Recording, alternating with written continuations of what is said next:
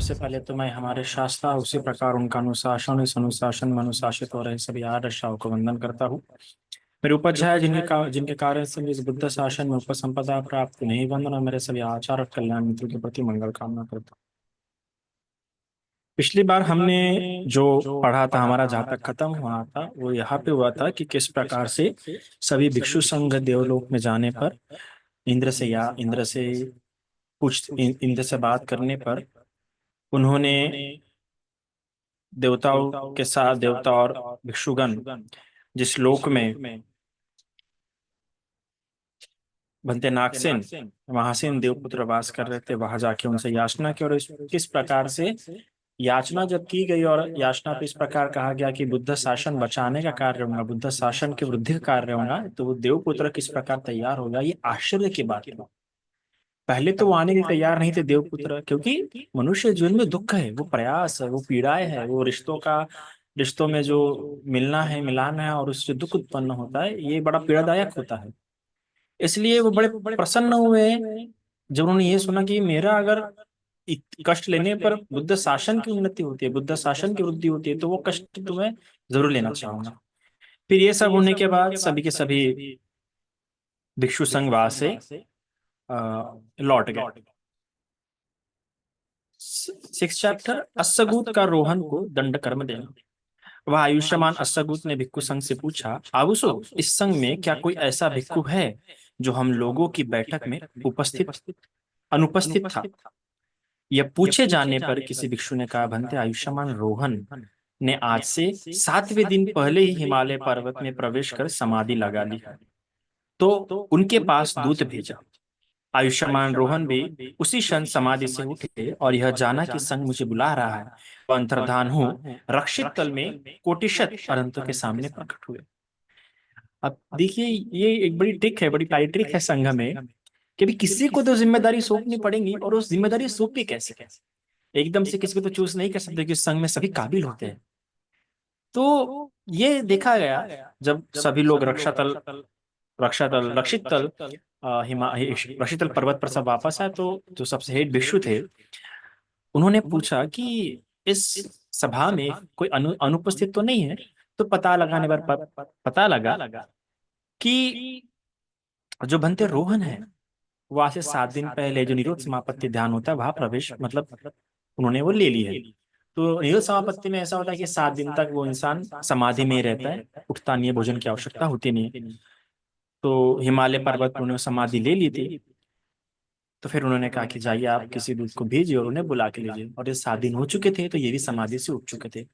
समाधि से उठने के बाद उन्होंने जाना कि अरे संघ ने मेरे लिए बुलावा भेजा है, तो वो खुद जाते हैं संघ के सामने में और संघ के सामने प्रकट होते हैं। तब आयुष्मान अस्सगूत ने आयुष्मान रोहन से कहा, आयुष रोहन, बुद्ध शासन के इस संकट में पड़े होने पर भी आप संघ के कर्मों की ओर ध्यान नहीं देते हैं।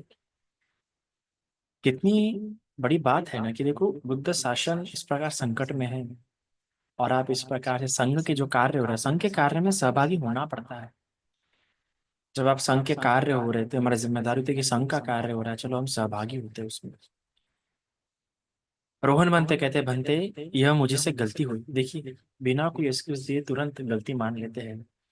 आउस रोहन, तब आप दंड कर्म करें। अब गलती के दंड भी होना पड़ेगा, ऐसा नहीं कि आप गलती मान लिए तो गलती से बच जाएंगे। दंड कर्म ये होता है और दंड कर्म लेना चाहिए। जब आप जानते हैं कि मेरे से गलती हुई है तो आपने दंड लेना चाहिए। मैं भी जब नागपुर में रहता हूँ, मेरे नागपुर के शिष्य हैं, उनको पता अगर उनकी गलती हो गई तो उन्हें पता है उनको दंड लेना पड़ेगा, दंड स्वीकार करना पड़ेगा। और वो कहते हैं क्या दंड दे सकते हैं, क्या दंड दिया जाए। गलती हुई तो दंड लीजिए और दंड की अपेक्षा भी कीजिए, क्योंकि दंड मिलना चाहिए इस गलती के लिए। भले आप समझ गए, आपको बोध हो चुका है, पर उस गलती के लिए दंड लीजिए। इससे आपका अधिष्ठान पारमिता पूरी होने में आपको सहायक होती है। बनते मैं क्या करूं? आउसो रोहन, हिमालय पर्वत के पास कंजगल नाम का एक ब्राह्मणों का ग्राम है। वहां सोनुत्तर नाम का एक ब्राह्मण वास करता है। उस ब्राह्मण को नागसेन नाम का एक पुत्र उत्पन्न होगा। अब 7 वर्ष और 10 महीने उसके घर भिक्षाटन के लिए जाए और नागसेन बालक को लाकर प्रवज्जित करे। जब वह प्रवर्जित हो जाएगा तब आप अपने दंड कर्म से मुक्त हो जाएंगे। देखिए, छोटी सी अनुपस्थिति के लिए 7 साल 10 महीने का दंड कर्म दिया गया उनको, और उन्होंने स्वीकार भी कर लिया, क्योंकि दंड कर्म है। कई बार होता है कि अरे ये दंड क्यों दिया गया मुझे, वो दंड क्यों दिया गया। नहीं, संघ द्वारा जो मिलता है कर्म दंड कर्म के स्वरूप में हमने स्वीकार करना चाहिए, क्योंकि उससे उद्धार ही होता है, उससे कल्याण ही होता है। तो देखो किस प्रकार से बंते रोहन जी को दंड कर्म दिया गया। आयुष्मान रोहन ने भी बहुत अच्छा कह स्वीकार कर लिया। महासेन देवपुत्र ने भी देवलोक से उत्तर सोनुत्तर ब्राह्मण की भार्या की कोख में प्रतिसंधि धारण किया। प्रतिसंधि ग्रहण करने के साथ ही 3 आश्चर्य अद्भुत धर्म प्रकट हुए। 3 ऐसी बातें घटी, जैसे जब भी कोई अद्भुत बालक जन्म ग्रहण करता है माँ के गर्भ में, तो कुछ अद्भुत बातें घटित होती है, जिसे हम आश्चर्य धर्म कहते हैं। सबसे पहला, सभी शस्त्रास्त्र प्रज्वलित हो उठे, मतलब जहां जहां शस्त्र रखे थे वो सभी शस्त्र चमकने लगे। दूसरा, नए धान पक गए, जो भी धान थे उस परिसर में वो सारे धान पक उठे। और तीसरा, बड़ी भारी वृष्टि होने लगी, बड़ी जम से बरसात, ऐसे नहीं कि प्रलय आने वाली नहीं, बस अच्छी खासी बारिश होने लगी। तो जब अच्छी खासी बारिश होती है तो समझिए कि अद्भुत बालक ने प्रतिसंधि ग्रहण की है। आयुष्मान रोहन भी उस प्रतिसंधि ग्रहण करने के समय से लेकर 7 साल 10 महीने बराबर उस ब्राह्मण के घर भिक्षाटन के लिए गए, किंतु उसके घर से किसी दिन भी कलची भर भात या चम्मच भर कांजी या अभिवादन या नमस्कार या स्वागत के शब्द नहीं पाए। इतने 7 साल 10 महीने गए पर कभी कुछ नहीं मिला, इवन एक नमस्कार भी नहीं मिला। विचार कर सकते हैं, कोई अच्छे शब्द सुनने के लिए नहीं मिले, बल्कि दुराहट के कड़वे शब्द ही पाते थे। भनते आगे जाए, इतना कहने वाला भी कोई नहीं था वहां। विचार करिए आप, फिर भी लगातार 7 साल वो अपमान, वो अपशब्द, उस प्रकार का व्यवहार भंते ने दंड स्वरूप स्वीकार किया। 7 वर्ष और 10 महीने के बीतने पर एक दिन भंते आगे जाए ऐसा किसी ने कहा। उस दिन ब्राह्मण भी किसी काम को करके कहीं बाहर से लौट आ रहा था। बीच रास्ते में स्थविर को देखकर पूछा, कहिए साधु जी, क्या आप मेरे घर गए थे? हाँ ब्राह्मण, गया था। क्या कुछ मिला भी? हाँ ब्राह्मण, मिला। उसे संतुष्ट मन हो घर जाकर पूछा, उस साधु को कुछ दिया था क्या? पत्नी ने कहा, नहीं, कुछ नहीं दिया था। दूसरे दिन स्थवीर ब्राह्मण के घर पर गए। ब्राह्मण ने स्थवीर को देखकर कहा, कल मेरे घर पर आपको कुछ नहीं मिला था, तो भी आपने मिला ऐसा कह दिया, क्या आपको झूठ बोलना चाहिए? स्थवीर ने कहा, ब्राह्मण, तुम्हारे घर पर मैं 7 वर्ष और 10 महीने तक बराबर आता रहा, किंतु किसी दिन आगे जाए इतना भी किसी ने नहीं कहा। कल आगे जाए इतना वचन तो मिला। इसी को लक्ष्य करके मैंने कहा था कि हाँ आज कुछ मिला है। देखिए, प्रिय शब्दों का मिलना भी बहुत सुंदर होता है। मैंने भी अपने अनुभव में आपको कई बार बताया कि जब मैं प्रवचित हुआ था कुछ साल गुरु के पास और आचार्य के पास रहने के बाद, फिर हम कुछ संघ में रहते थे। फिर संघ में रहने के बाद वर्षावास करने के लिए मैं नागपुर में विहार ढूंढ रहा था। तो जब नागपुर में विहार ढूंढ रहा था तो ऐसे कई सारे विहार विहार गया मैं पूछने के लिए कि आपका विहार खाली है क्या, आपका विहार खाली है क्या। सभी विहार नागपुर में तो कॉरपोरेशन द्वारा बनाए होते हैं, समाज कल्याण भवन के नाम से बनाए होते हैं, पर फिर भी हमें वहां के कमिटी जाके पूछना पड़ता है। कमिटी में अध्यक्ष है, और अध्यक्ष का अलग ही दबदबा। अध्यक्ष को पता नहीं ऐसा कौन सा अहंकार रहता है, अरे अध्यक्ष हो गया, बिहार का अध्यक्ष हो गया, मतलब बहुत बड़ा बात हो गई है उसके लिए, है ना, कोई बहुत बड़ी पोस्ट हासिल कर लिया। तो नागपुर में होते हुए मैं बिहार विहार घूम रहा था, क्योंकि वर्षावास करना था, तो कई सारे विहार गया, पूछा। इतना बुरा अनुभव हुआ मेरे जीवन का, सबसे बुरे अनुभव में से वो एक अनुभव है कि कई सारे विहार में गया तो विहार में ताले लगे रहते थे, और विहार में कोई रहता नहीं, तो किससे पूछे? तो आस पड़ोस से पूछने पर लगता था कि वो अध्यक्ष का घर वहां पे, वहां पे जाके पूछिए। तो कई घरों में गए, तो गेट के पास, गेट से थोड़ा सा दूर होता है उनका घर का दरवाजा, तो गेट खटखटाना पड़ता था। तो कई सारे महिलाएं जो अध्यक्ष वगैरह होते थे वो ऐसे दरवाजे पे ही, गेट तक भी नहीं आएंगे और हमको बुलाएंगे। वो दरवाजे पर बोलते थे, नहीं नहीं नहीं नहीं नहीं नहीं नहीं नहीं नहीं, हम नहीं रखते बनते जी वगैरह वगैरह, दूर से बोलेंगे। तो बड़ा अपमानजनक, बड़ा सा, क्योंकि अब सरल सी बात है, बड़ा, मैं भी अपने घर का बड़ा लाड़का बेटा था, बड़ा प्रेम से रखा गया था, और ऐसा कभी सुना नहीं, कभी देखा नहीं, तो ऐसा एकदम बड़ा, बड़ी, ऐसा बड़ी बेकार फीलिंग लगती थी। तो वहां जाते थे तो दरवाजे ऐसा लगता था, कोई भिखारी भीख मांगने कैसा आया वैसा, ऐसा ऐसा, चलो चलो चलो चलो चलो, ऐसे शब्द हमने सुने। तो बड़ा अच्छा नहीं लगता था उस समय में। तो ऐसे कई सारे गए, कई सारे ने दूर से ही, घर में बुलाते भी नहीं थे, पूछते भी नहीं थे, बस दूर से ही, नहीं नहीं नहीं नहीं है, हम नहीं रखते। कोई धाटले शब्द में बोलेगा, कोई कुछ अलग भी पूछेगा, कहाँ से आए, क्या कर रहे, किधर जाते, कैसे, भिन्न प्रश्न जो हमारे शमन जीवन से कोई ताल्लुकात नहीं रखते, ऐसे प्रश्न। फिर एक बार राहुल बुद्ध विहार में भी ऐसे आए, जहाँ पे मैं भी 9 सालों से हूँ। फिर राहुल बुद्ध विहार में भी आए, और राहुल बुद्ध विहार के बाजू में ही वो घर है साकराई का। तो तब वो ऐसा, उनका दरवाजा गेट खुला था, और दरवाजा भी गेट के सामने ही था, और वो खाना खा रहे थे सोफे पे बैठ के। और अभी इतना अपमानजनक हमको लग गया था, दरवाजा खुला था, गेट भी खुला था, पर अभी इतना अपमानजनक, डर लग रहा था कि हमने गेट पर ही धीरे से पूछा, अजी अजय आपका विहार खाली है क्या, क्योंकि डर लग रहा था ना कि क्या जाए। तो फिर हम वहां पे गेट पे खड़े रह के डर के पूछे कि आपका विहार खाली है क्या। तो इतना उन्होंने, खा रहे थे और खाते खाते ऐसा देखा, और देखते बराबर इतनी प्यारी मुस्कान दीजिए, क्या बताएं, कि उस क्षण लगा कि अरे ये महिला नहीं भी बोलेंगी ना चल जाएगा, पर इसकी मुस्कान ने दिल जीत लिया।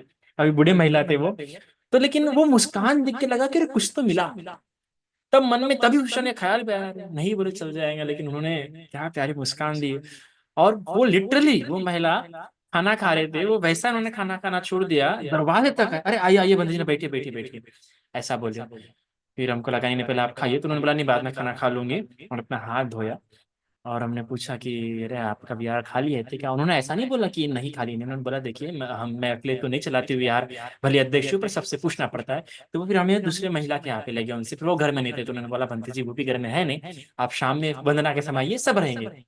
तो इतने मीठे शब्द, इतना प्यारा सत्कार मिला, तो लगा अरे रे रे, मन प्रसन्न हुआ, ऐसा मन में ऐसा दुआ दी, अरे इस महिला का बड़ा भला हो, ये महिला बड़ी सुखी रहे, अपने आप ऐसे फूल झरे मन ही मन उनके लिए। तो ये बड़ा होता है, अगर आप किसी को कुछ नहीं देते, तो वो कुछ नहीं दे सकते ना, तो प्यारे शब्द दीजिए, और प्यारे शब्द एक प्यारी मुस्कान दीजिए, वो भी किसी का बहुत दुख दूर करने में सामर्थ्य होते हैं। क्योंकि हम इतने विहार पूछ कर इतना मन रुक गया था, जैसे विश्वास ही उठ गया था समाज के ऊपर से हमारा, ऐसा लग ही रहा था काय को जा रहे हम भी, ऐसा मन लग रहा था। पर वो महिला की प्यारी मुस्कान देख के मन बड़ा आनंदित हो गया, मन बड़ा प्रसन्न हो गया। तो कहते हैं ना, श्रद्धा पिघलाती है। आप पे कठोर वचन हमें नहीं पिघलाएंगे। आप पे कठोर वचन के कहते हैं भिक्षु ने ऐसा करना चाहिए, भिक्षु ने, अरे वो मत बोलिए। मैं अक्सर कहता हूँ कि आप लोगों की श्रद्धा हमसे सत्कर्म करवाती है, हमें विनय में रखना है। आप चाहते हो कि भिक्षु विनय में रहे, तो आप श्रद्धा में रहिए। आपकी श्रद्धा भिक्षु को विनयवान बनाती है। हमें हमें लज्जा और भय, ये गुण सद्गुण उत्पन्न करती है, और लज्जा और भय से धारण की और धर्म की रक्षा होती है। तो इसलिए उन्होंने भी, बंदे रोहन ने भी यही कहा कि मुझे आज तक कुछ नहीं मिला, पर वो मीठे शब्द हुए कि बंदे आप आगे जाइए, और उसी के लिए, और वो भी प्राप्ति है, तो उससे मन प्रसन्न होता है, मन आनंदित होता है, मन भर गया, भले ही पेट नहीं भरा होगा पर मन भर गया। तो इसलिए बंते ने कहा कि ये जो मुझे मीठे शब्द मिले, इसलिए मैंने कहा कि आज मिला। तो ब्राह्मण विचार करने लगा, यदि यह आचारवश कहे गए इस वचन को ही पाकर मिला, ऐसे लोगों में प्रशंसा करते हैं, तो कोई दूसरा खाने पीने की चीज को पाकर कैसे प्रशंसा नहीं करेंगे। कितना, मतलब वो ब्राह्मण सोच रहा है कि तो आचारवश कहते हैं ना कि आप आगे जाइए, पर ऐसा कहने पर भी इसकी इतनी प्रशंसा कर रहा है, तो भोजन की कितनी प्रशंसा नहीं करेंगे, बिल्कुल करेंगे। तो अंत उसने बहुत प्रसन्न हो, तो अंत उसने बहुत प्रसन्न हो, अपने ही लिए तैयार किए गए भात से कलची भर भात और उसी के बराबर व्यंजन भिक्षा दिलवाकर कहा, इतनी भिक्षा आप प्रतिदिन पाया करें। देखिए, वो श्रद्धा देख के, वो भिक्षु का मन देख के भी उपासक को इतना अच्छा लगा कि जो उसके लिए खाना बनाया था, वो खाना मात्रा में लेके उनके पात्र में डाला, और कहा कि आज से रोज आपके लिए यहाँ यह भोजन रहेगा, और आप यहाँ से लेके ही जाइए रोज। क्या वचन, ये वचन, और हमारे वैसे वचन होने चाहिए वर्षावास में, विशेषता कि यह तो मेरे तरफ से आपको मिलेगा ही मिलेगा वर्षावास में। उस दिन के बाद वह ब्राह्मण उस भिक्षु के आने पर उसके शांत भाव को देख बड़ा प्रसन्न होता था। देखो, भिक्षु को देखना ही बड़ा प्रसन्न मन कराता है। उसने स्थविर को सदा के लिए अपने घर पर ही भोजन करने की प्रार्थना की। स्थविर ने चुप रह स्वीकार किया। उसके बाद प्रतिदिन भोजन करके जाने के समय कुछ न कुछ भगवान बुद्ध के उपदेश को कहकर स्थविर रोहन चले जाते थे।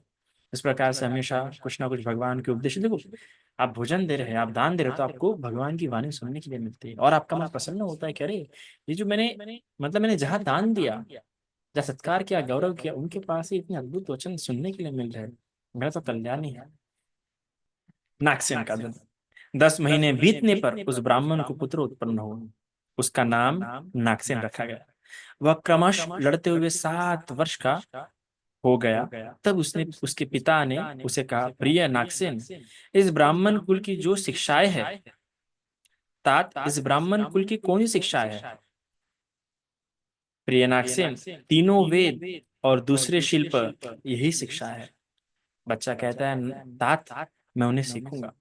तब सोनुत्तर ब्राह्मण किसी ब्रह्म आचार्य की एक सहस्त्र मुद्राएं गुरु दक्षिणा दे अपने भवन के एक योग्य स्थान में आसन लगवा बोला, हे ब्राह्मण, आप नागसेन को वेद पढ़ावे। बच्चे का नाम नागसेन रखा गया था और उसके लिए एक शिक्षक लाया गया था जो उसे 3 वेद और शिल्प सिखाए। आचार्य उसे वेद मंत्रों को पढ़ाने लगा। बालक नागसेन ने एक ही आवृत्ति में तीनों वेदों को कंठस्थ कर लिया और भली भांति समझ भी लिया। अद्भुत बालक, अद्भुत गुण होते हैं उनमें। तो देखो बहुत जल्दी उन्होंने तीनों वेदों को भी कंठस्थ कर लिया। स्वही उसे तीनों वेदों में एक प्रत्यक्ष अंतर्दृष्टि उत्पन्न हो गई। शब्द ज्ञान, छंद ज्ञान, भाषा ज्ञान तथा इतिहास कुछ भी बाकी नहीं बचा। वह पर्दों को जानने वाला, व्याकरण तथा लोकायत और महापुरुष लक्षण शास्त्रों में पूरा पंडित हो गया था। जो जो भिन्न भिन्न शास्त्र थे उनमें उसे अच्छी प्रकार से ज्ञान आ गया था। तब नागसेन ने अपने पिता से पूछा, पिताजी, इस ब्राह्मण कुल में इसमें आगे और भी कुछ शिक्षा है या इतनी ही? पुत्र नागसेन, इसके आगे कोई शिक्षा नहीं, इतना ही सीखना था। तब नागसेन आचार्य से विदा ले प्रसाद से नीचे उतर अपने पूर्व संस्कारों से प्रीत हो एकांत में समाधि लगा। अपनी पढ़ी हुई विद्या के आदि में, मध्य और अवसान पर विचार करने लगा। वह आदि में, मध्य में और अवसान में कहीं अल्प मात्र भी सार न पा बड़ा असंतुष्ट हो। ये वेद तुच्छ है, खोखले है, उनमें न कोई सार है, न कोई अर्थ, न तथ्य है। उस समय आयुष्मान रोहन वतनीय के आश्रम में बैठे नागसेन के चित्त की बात को अपने ध्यान बल से जान गए। वे चीवर पहनकर पात्र ले वतनीय आश्रम में अंतर्धान हो कागज नमक ब्राह्मणों के गांव के सामने प्रकट हुए। इस प्रकार से जब ये सब कुछ पढ़ लिया उस ब्राह्मण के पास से, बनते उस बच्चे नागसेन ने जब सब कुछ पढ़ लिया, उन आचार्य से पूछते कि अभी कुछ पढ़ने के लिए बाकी है क्या? तो कहते नहीं, जितना पढ़ाने योग्य था, बताने योग्य था, मैं सब कुछ सिखा चुका हूँ तुम्हें। ऐसा जानकर फिर वो भी विदा लेता है नागसेन वहां से। ले जाने के बाद जब आश्रम से बाहर निकलता है तो क्योंकि पूर्व संस्कार होते हैं और हमारे पूर्व संस्कार आदत बनते हुए हमसे वैसा कार्य कराते हैं, तो उनसे वैसा हुआ। पूरे संस्कारों के कारण से ही वो एकांत में जाके बैठ गया और समाधि लगा के जो शिक्षा सुना, अभी तक सीखा है, उसके बारे में विचार करने लगा कि चलो शुरुआत में या अंततः मिद या मध्य इस शिक्षा में ऐसा कुछ जानने योग्य, सार लेने योग्य है। तो जानने में पता लगता है कि कुछ नहीं है, मुझे ये सब तुच्छ लगने लगे। और यही बात बनते रोहन ने अपने आश्रम में बैठे बैठे ये जान ली। तब वहां से अंतर्धान होके जहाँ ये बच्चा था नागसेन, वहां वो प्रकट हो गया। प्रकट होने के बाद नागसेन ने अपने घर के दरवाजे पर खड़े खड़े उन्हें दूर ही आते देखा। उन्हें देखकर वो बहुत संतुष्ट, प्रमुदित और प्रीति युक्त उठा। भिक्षु का क्योंकि संस्कार भी थे ना, किसी के संस्कार, कोई जन्मों से भिक्षु संघ की सेवा करता आ रहा होता है तो वो काश्य वस्तु देखते बराबर बड़ा आनंदित होता है, प्रसन्न होता है। कुछ लोग में नहीं हो पाता है और कई लोगों में होता है क्योंकि पूर्वजन्म के संस्कार है, इसलिए काश्य वस्तु देखता है बड़ा मन आनंदित प्रसन्न होता है, जैसा है नागसेन को हुआ। यह विचार करके शायद यह भिक्षु कुछ सार जानता होगा, वो उनके पास गया और बोला, मारिस, इस तरह सिर मुंडाए और काषाय वस्त्र धारण किया कौन है? तो देखो देखते रहा समझा, वो बच्चा नागसेन देखते रहा समझा कि अरे इन्हें कुछ तो होगा, इनसे कुछ तो मिलेगा। इस संस्कार में घिसते धर्म की ओर, भिक्षुओं की ओर, संस्कारों द्वारा हमें प्राप्त होता है। बच्चा मैं भिक्षु हूँ, मारे साहब भिक्षु कैसे है? पाप रूपी मलों को दूर करने के लिए मैं भिक्षु हूँ। मैं इसलिए भिक्षु हूँ कि जो मेरे अंदर जो मल है, जो पाप है, वो मैं दूर करना चाहता हूँ। मारिस, क्या कारण है कि आपके केश वैसे नहीं है जैसे दूसरों के हैं? क्योंकि उनका सिर मुंडा हुआ था, तो कहते हैं आपके केश वैसे नहीं जैसे दूसरों के, क्योंकि उस समय जटाधारी या ब्राह्मण वगैरह बाल रखते थे, पर ये तो बाल काट के है। उनमें 16 बाधाएं देखकर भिक्षु सिर और दाढ़ी मुंडवा लेते हैं। अब कई लोग पूछते हैं ना कि भिक्षु सिर और दाढ़ी क्यों मुंडवाते, तो 16 कारण है जिनके कारण हम सिर और दाढ़ी मुंडवाते हैं। रोहन ने कहा, केश और दाढ़ी रखने से उसे संवारना होता है, सजाना होता है, तेल लगाना पड़ता है, धोना पड़ता है, माला पहनना होता है, गंध लगाना होता है, सुगंधित रखना होता है, हरे हरे का व्यवहार करना होता है, आंवले का व्यवहार करना होता है, रंगना होता है, बांधना होता है, कंघी फेरना होता है, बार बार नाई को बुलाना पड़ता है, जटों का सुलझाना होता है, जू पड़ जाती है, जबकि झड़ने लगते हैं तो लोग चिंतित होते, दुखी होते, अफसोस करते, छाती पीट पीट कर रोते हैं और मोह प्राप्त होते हैं। बच्चा, इन 16 बाधाओं की वजह से मनुष्य अत्यंत सूक्ष्म बातों को भूल जाता। देखो सही में ना, हम देखो बालों को रंगने में लग जाते तो जून, और बालों को रंगते रंगते गोदरेज लगा लगाते कितना समय जाता है। तो जिस समय पे हमने धर्म चिंतन कर सकते हैं, साधना कर सकते हैं, वहां इन सब बातों में अपना समय चिंतन मनन व्यस्त कर रहे हैं, तो इसलिए हम नहीं रखते। मारिस, क्या कारण है कि आपके वस्त्र भी वैसे नहीं जैसे दूसरों के हैं? तो बनते कहते हैं, रोहन बनते कहते हैं, बच्चा, गृहस्थ के सुंदर वस्त्रों में काम वासनाएं लगी होती है। देखो वस्त्रों से वासना बढ़ती है बरा। उन वस्त्रों के कारण जिस भय के होने की संभावना है, वह काषाय वस्त्र पहनने वाले को नहीं होती है।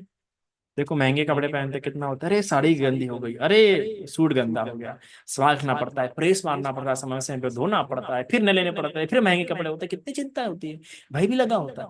ये भाई हमारे काषाय वस्त्र को लेके नहीं होते। हमारी क्या आप ज्ञान की बातें जानते हैं? तो बंटी रोहन कहते हैं, बच्चा, मैं यथार्थ ज्ञान को जानता हूँ, और जो संसार में सबसे उत्तम मंत्र है ना, उसे भी जानता हूँ। तो बच्चा कहता है, मारिस, क्या आप मुझे वो सिखा सकते हैं?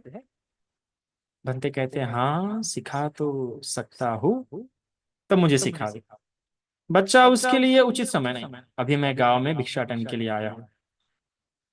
तब नागसेन आयुष्मान रोहन के साथ हाथ से पात्र ले उन्हें घर भीतर ले गया। देखो इस बार खुद बच्चा भी ले गया, बच्चा खुद लेके गया अपने घर में भोजन के लिए। वह अपने हाथों से उत्तम भोजन परोस कर उन्हें तृप्त किया। देखो ये होता है ऐसे में ज्ञान का अभिलाषी। जो ज्ञान को चाहता है ना, वो पहले सेवा करेगा, तभी तो मेवा मिलेगा। आपको ज्ञान प्राप्त हो रहा था, वो देखो खुद अपने हाथों से वो परोसता है। आयुष्मान रोहन के भोजन कर चुकने और पात्र से हाथ हटा लेने पर उसने कहा, मारिस, अब मुझे मंत्र सिखाइए। अब आपका भोजन हो गया, अब मुझे सिखाइए मंत्र।